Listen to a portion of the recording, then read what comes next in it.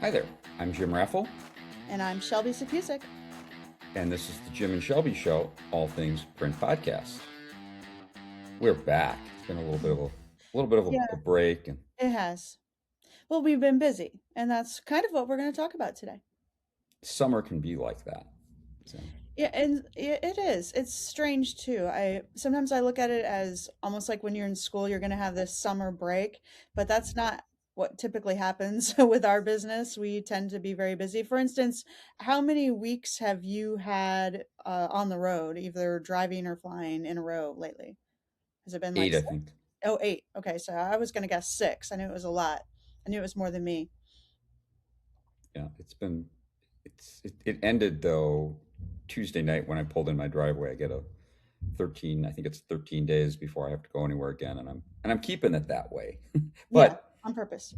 but just I know we have a topic, but kind of an Mhm. aside, and it's on my head. Yeah, Um, sure. so when I arrived home, I had a package from UPS with the branded Bills logo on the Awesome. box. It's a nice, beautiful white box. They ship in such nice packaging. Hmm. And as many of you may remember, because we covered it in a previous episode, our hats, our color casters hats, which I'm wearing quite frequently these days, You are.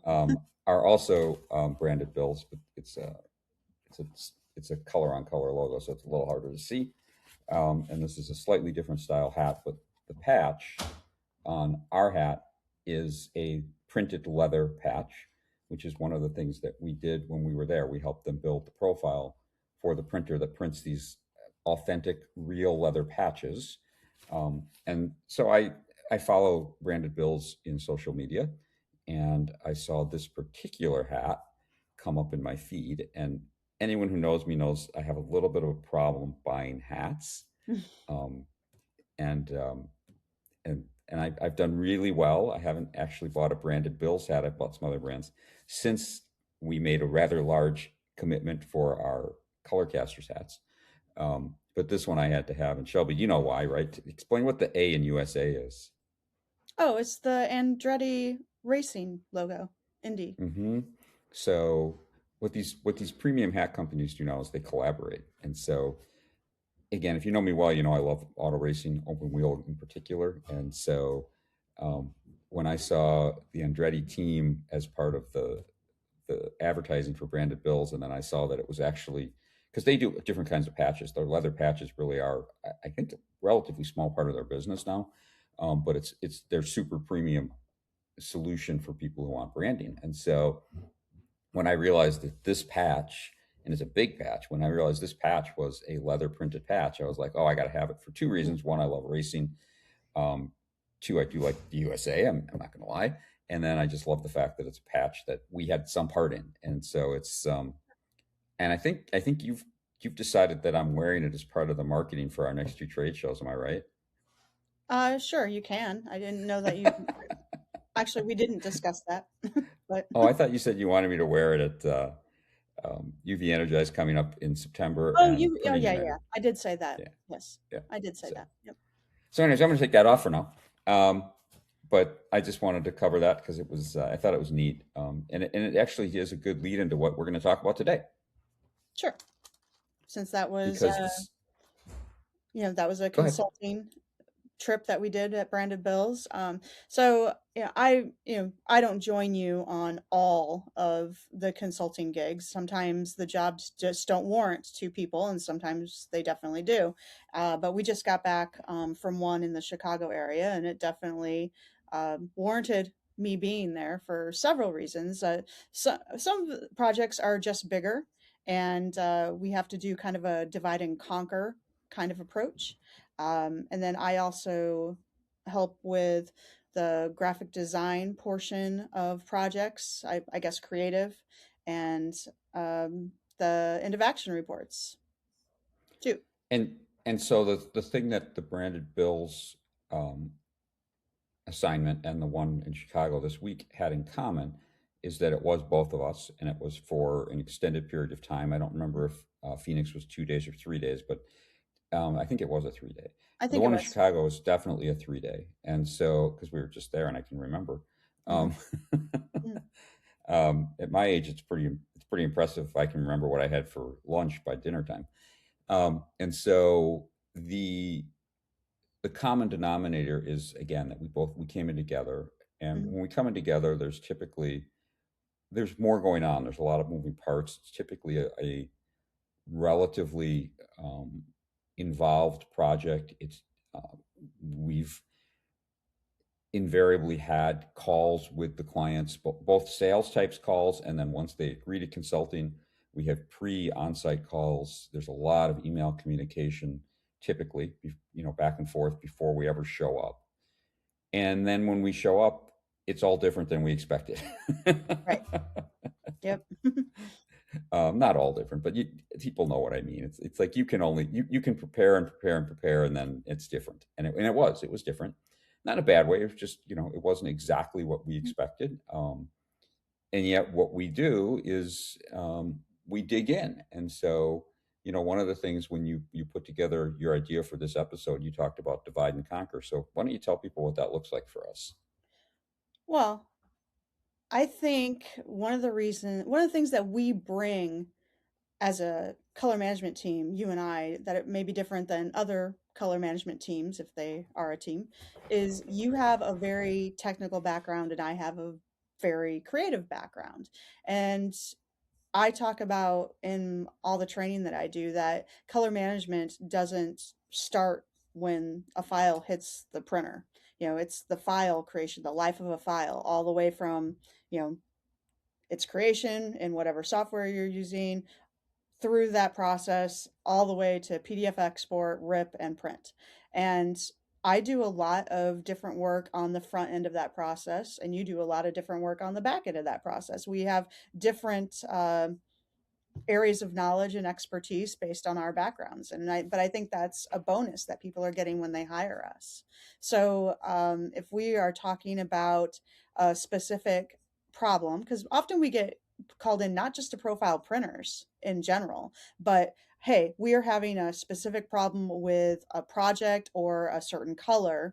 And when those kinds of things are our focus on a consulting gig, it's very advantageous to have both of us there because many times the problem is in both of those areas or the solution is in both of those areas, and we have to look at the entire life of a file to actually find the solution. So there's a lot of divide and conquer where we're both trying to solve different problems or help out different areas of their workflow. In the job in Chicago, I was working with the designers and understanding how their file workflow was. How did they handle colors? How did they save files? How did they hand off files? And then I did a lot of calibrating their monitors and making sure that they were using the correct color settings in they were Adobe Creative Suite users. So I would help them go through their Adobe products and make sure they were all using the same settings. And we talked about their PDF exports. On the other hand, you were doing what? I just said earlier that I'm old and I can't remember. No. Hmm. Um, I was building ICC profiles. Hmm. I was troubleshooting technical issues with the RIP. Hmm. um, I was working through the creation and management of spot colors libraries within the RIP, and Hmm. while you were doing the same thing on the design side, Yep. because that has to all, like, you talk about the life of the file. The Hmm. color actually typically gets created on the design side and then flows through the process, but it has to be correct at every checkpoint along the way, because if it isn't, then the color isn't going to be properly represented in the finished work. Hmm. So yeah, this was definitely one where we did a divide and conquer. And we also, when we divide and conquer, one of the things that happens is we are literally separated both mentally and in physical different parts of the facility typically. And so we aren't communicating what's going on with the other person quite often. I remember on this particular, well, there's a couple of them, but we'll just use last week because it's fresh in my memory. That doesn't work. Hmm. At one point, you went off and did a meeting with an offsite person I in did. a conference room, Hmm. and I was doing something entirely different at that point. And Hmm. so, one of the ways we reconcile that is when we're on site somewhere, we're really immersed for the entire 3 days, and that includes off time. So in this particular case, I remember that at dinner we kind of regrouped, and it's like, hey, what happened in your call? What were you doing while I was doing that? And so that kind of thing happens too, right? Of course. And immersive is the word that I want to leave people with, honestly. That is how I would describe us when we are working together as a team on a 2 or 3 day consulting on site. I think we have to divide and conquer in some cases to accomplish what we're trying to accomplish in the time that we're given. But it's important for us to understand what the other person is doing with different people on the team most of the time so that we can troubleshoot problems together, as we go forward in the coming days. So yeah, we were sitting at dinner when we had like a 20-minute drive to and from the client in this particular case. So we were talking about it on the way in and talking Well, about it on the way out. hold on. One day we had like a 40-minute drive. Oh, that's that was like the craziest obstacle course. We We left the client site and we're like, okay, we're going to be there in 20 minutes. And we ran into a bike race and some roads were closed off, which of course our GPS didn't know about. So it still wanted us to go right through the bike race. So we go on this crazy detour. And then as we're trying to go around the bike race, we kept running into this train that we couldn't get across the train tracks. Anyway, we had plenty of time to talk that day. we did. Yeah, and so we did. We would talk work at dinner, sometimes at breakfast, as brief as it was. We would kind of get an idea of what we're gonna what we're gonna do that day. We would plan that out as well. And this is one where some of the other things you listed happened. We had team meetings, which most of those, other than the initial kickoff meeting, if I remember correctly, most of those occurred during lunch. So this client was bringing lunch in every day, and so the lunches were kind of almost like a lunch and learn It and a was. team meeting all rolled into one. I'm, sometimes I'm going to be honest. Sometimes I like that, and this was done well in that we didn't just sit down and start talking shop. There was like, and I think there was an intentional pause where everyone got some time to eat, and just clear their head, and then we would get into the team meeting and such. Yeah. Some clients bring lunch in and they just never stop. It's like they just walk, work, work, work, work, work, talk, work, talk, work, talk, work, and it's like they don't understand, I think, how intensive immersive consulting can be, and you actually need mental breaks. You Mhm. need you need the ability to slow down. Now, if I'm on site alone and all I'm doing is building profiles, I'm the first guy to suggest, hey, just get some Uber Eats. I'll sit right here at the computer and do it because it's a different kind of intense. Mhm. If all you're doing is building profiles, there's quite frankly a lot of mental downtime while you're waiting for things to print. You're waiting for Right. spectrophotometers to measure. You're always waiting. In this kind of consulting, there is no waiting. It's just No. we were constantly moving, constantly doing. I think you took one funny picture of me where I actually was sitting down scrolling my phone for like 5 minutes, and it was the only time in 3 days I did that. Um, and of Yeah. course, you made a big deal about it on social media because that's your job. Um, her job is to make fun of me. Yeah, that's her job.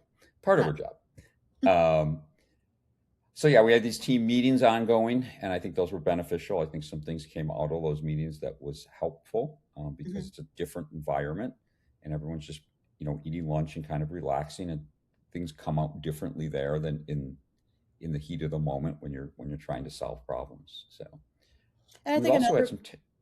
I'm Go ahead. sorry. I was just going to say another way that we are immersive and communicative is through that end of action report that we write. I start it and do the draft, and you help complete it because you have to, because there, like we said, there are pieces of it that I wasn't there for, and I need your input.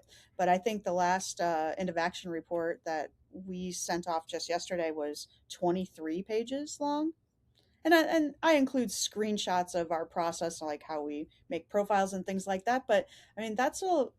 The report itself can be immersive and very detailed, and it depends what the client wants. But I like to have those conversations ahead of time before we actually walk through the door. And this client was very good in this case, where they had a list of expectations or questions that they wanted answered.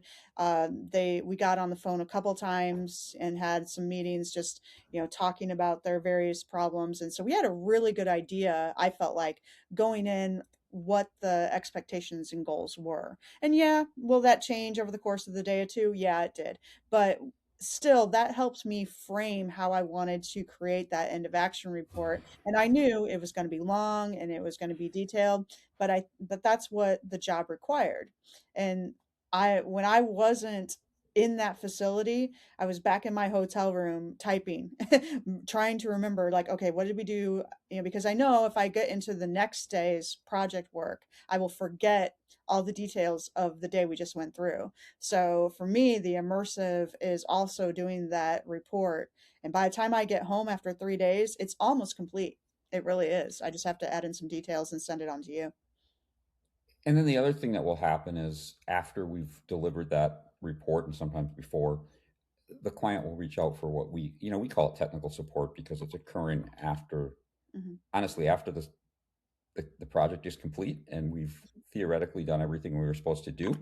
And so it's a tricky area for us. We love doing it, and there's a point, there's a short window where we're we're very flexible and we provide pretty much whatever we can within reason. And then there comes a time which we just reached with another client where we have to say, hey, this goes beyond that quick one, the quick question that requires a quick response. Like I got one recently, and I can tell it's going to happen with this client too, and it's not a bad thing. It's just you have to learn to set boundaries when your entire revenue stream is pretty much based on consulting and training. And so when the client starts to ask multi-part questions with bullet points, that's the point where I Mhm. where I have to. I don't want to use the word pushback. That's not the right way to phrase it. But we have to set a boundary that says, hey, this is beyond that after the sale support we talked about. This is additional consulting because Mhm. it's going to take a call between Shelby and I and probably an hour of both of our time to properly answer this question. That's the kind of thing we need to be compensated for. And I don't know if we were always great at that. And, this is some inside baseball, which sometimes, people say, oh, you shouldn't tell your customers. It's like, I'm just trying to be straightforward and transparent. It's like Mhm. when you hire us for 3 days, you get us for those full 3 days. You get us for all of the pre-meetings.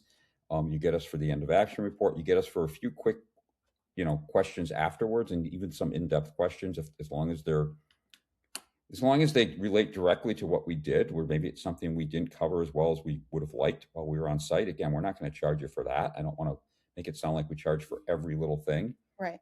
And if you have quick questions like, hey, can you tell me what's the CMYK profile we're supposed to use in Onyx for our render or for our input? Mhm. I can answer that in 10 seconds with a text message or an email. I'm not charging you for that. But Mhm. when you send me a multi-part question with bullet points that all need answers, that's that's what we get paid for. And Mhm. so we do, and we've done a much better job capturing that revenue this year. I'm not going to lie about it. We have a little ways to go, but we're doing much better at it.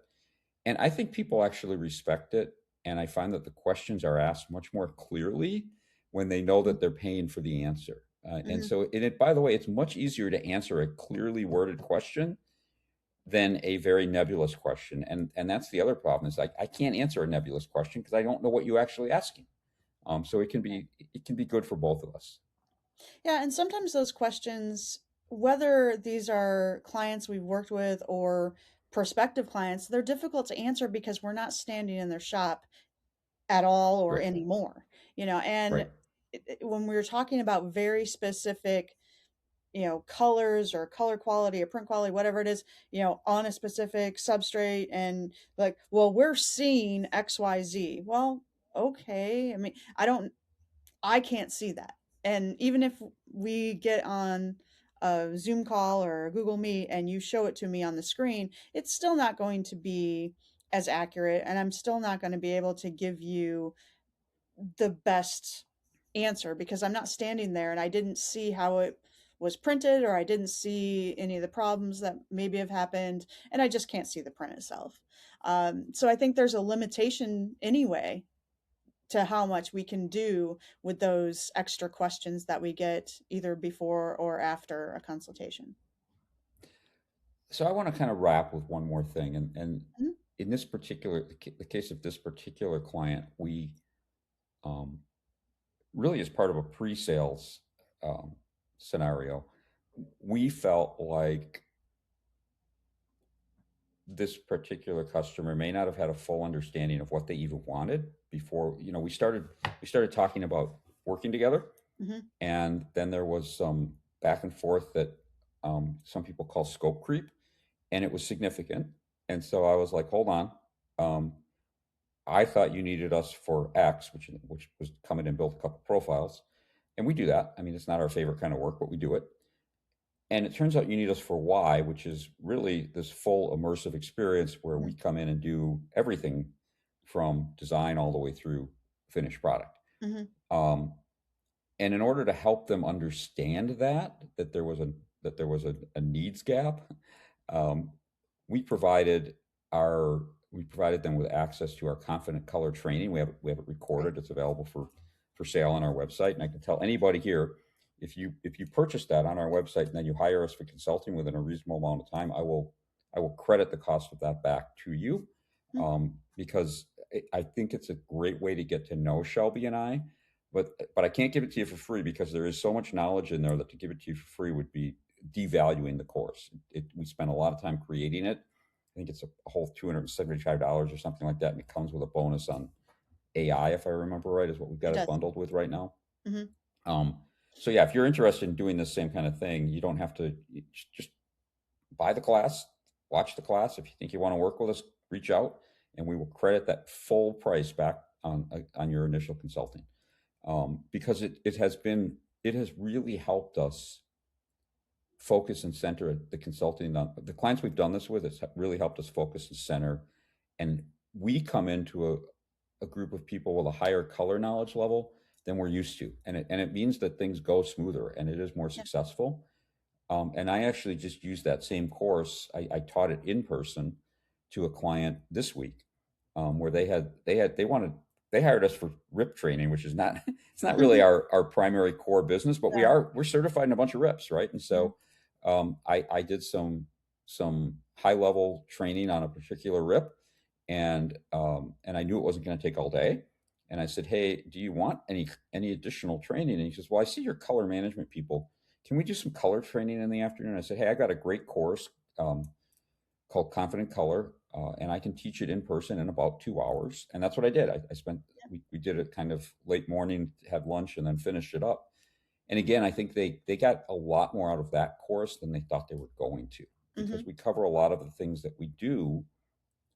When you talk about the life of the file, we cover a lot of the life of the file there. Like, what do you Mhm. have to do with that file from the beginning to the end? And we also cover, basic color theory, basic color management, spot color management. We have a lot rolled into that course. I have to remember when I'm teaching it to not go too deep and say, "Hey, I could do a whole day on this topic, and I've got it in 3 slides, and that's all you're going to get today." Mhm. Um, but it opens people up to areas of color and other print knowledge that they might not otherwise be exposed to. So, Sure. yeah. You want to add anything else, or should we just let people know where they can Um, find just us? just that I guess I should maybe do a marketing campaign on that. On oh the Um, buy yeah, buy confident color and get it back for free. if you hire us. Hmm. Hmm. Absolutely, yeah. Um, so quick roundup of where you can find us. UV Energize, Nashville. I don't know if I see Steve Weiss from PDS Equipment. I think the room block is gone or almost gone. Yeah. So I mean, there's still hotels Yep. in Nashville, obviously, but if you want to The stay in registration the, is still open. I checked this morning. you did, okay. Mhm. So you can still get registered. Mhm. There may or may not be rooms available in the block at the West End, which is a great place to stay because of then when it rains, which it sometimes does this time of year in Nashville, you don't have to figure out how to get to the hotel and back. And it's very Yep. central to Broadway where a lot of the other activities are. So that's coming up the first week of September. We will be there. Well, you'll be there for sure. I've got some logistical issues which may prevent me from being there for the whole thing or part of the thing. We'll see. We'll But see. you'll be there for sure. So Sure. Colorcasters will be represented, Hmm. and we will be a sponsor. We will have a tabletop. Yep. And then a couple weeks later, we will both be in Las Vegas again. I hope to be there. I should be there for at least 2 days. I might have some other logistical challenges. We'll see how things work out. I think most of you know I'm working on selling one house and building another one, and so it's a tricky time for me, but I'll do the best to be at both of those events. Hmm. Las Vegas is what, the third week of September. Yes. Printing United. On Tuesday of that week is the G7 Summit, which Shelby will be a dedicated speaker, so she'll be part of the single track program. Hmm. I'm going to have a breakout group, which the breakouts are so cool. There's like, I think 10, 8 different breakouts that are topic related, Hmm. and they're spread around the room. Do you know your And what you topic yet? can, yeah, but I can't remember. Okay. I think it's challenging substrates, which is Okay. or challenging processes. So I'm going to be talking about like inkjet, DTF, things Okay. like that. I just Yeah. wondered. The application of G7 in those areas. I'm pretty sure that's my topic. They bounced me between two, and I just don't remember which one they settled on.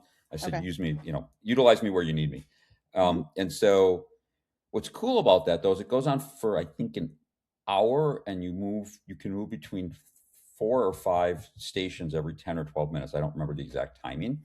So Hmm. you don't have to say, oh my gosh, I'm only going to go to one. No, you can go to like 4 or 5 different breakouts, and the breakouts are not presentations, they're conversations. And Yes. so I'm there as a facilitator only. I won't have a slide deck. I will kind of introduce myself, introduce the topic.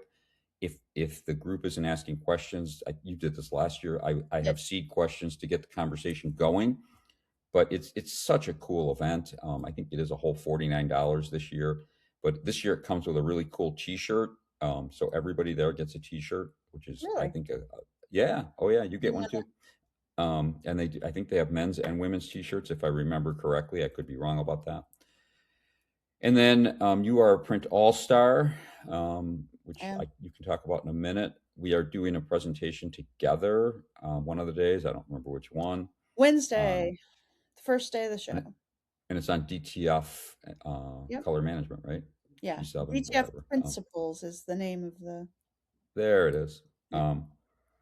The Academy of Screen and Digital Print Technology does have a room. I'm not speaking there this year. I decided to take a break from that. I'll Hmm. probably be in there most of that day just to support the Academy. The topics will be phenomenal. What day is Um, that? Wednesday, it's all day Is it Wednesday, I Wednesday? think, the first day. Yeah. Okay. So I'll be there most of that day. Okay. Yeah.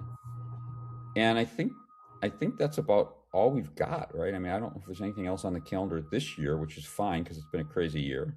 Yeah. But Yeah, yeah, I will be sharing more about the All Stars. We're still going through things. For instance, I just got an email before we got on the phone here about Student Day. The All Stars lead the tours on Student Day, but we're just starting to figure all that out. We will have the All Stars will have a booth, which means we're also going to have a place where we can do podcasts and videos, which is cool. I think you will be wearing jerseys or something like that again, so you'll be able to recognize us. But I think we'll be a lot more visible this year because we do have a booth. We were new last year and we didn't really have a home base, and so we were just kind of like, oh, those people are wearing jerseys, and what's this about? And I think with the second year, um, not only is it not brand new, we'll also have a home base where you can actually find some of the all stars at some point if you really want to talk to them. We'll be at the night events as part of being an all star, and we have some other things, but not everything's cool. hammered out yet. Very cool. Very cool. Yeah. All right. So let's wrap this episode up. We Okay. will be back. We'll be back again soon when we have solid content for an episode. Well, pretty soon we're going to be doing trade show content, so those are always That, solid. that is so much fun. Those are my favorite episodes. Although this was a good episode. Yeah, It's sometimes fun to just sit at my own desk I know. I'm and in do the my episode. office. Yeah. Yeah, you guys didn't notice. I noticed because I know what her office looked like before. But she's rearranged that office. I don't know how significantly, but it sure looks It's significantly different. different. So Yeah, I've added yeah. things. Mine I have too. more There's nothing space in than it. most you think. Yeah, well, Mine's big- empty. yeah, There's actually still a little bit of stuff back there, but there's not much here anymore. So yeah, I know. And there'll be a whole new background hopefully soon. So, Hopefully soon. all right, we'll see you next episode.